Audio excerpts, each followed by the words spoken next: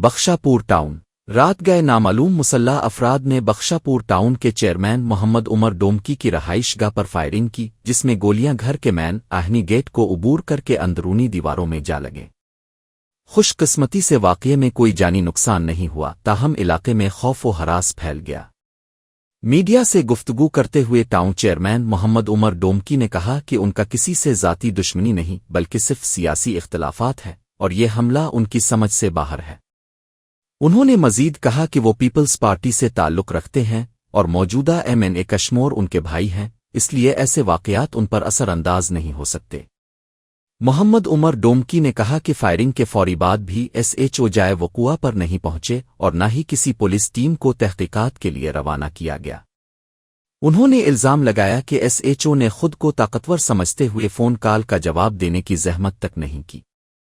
Chairman نے خبردار کیا کہ اگر پولیس نے گھر پر فائرنگ کرنے والے ملزمان کے خلاف فوری کارروائی نہ کی تو وہ وزیر اعلیٰ سندھ اور فریال تالپور سے ملاقات کر کے تمام صورتحال سے آگاہ کریں گے، کیونکہ ان کی جان کو شدید خطرہ لاحق ہے۔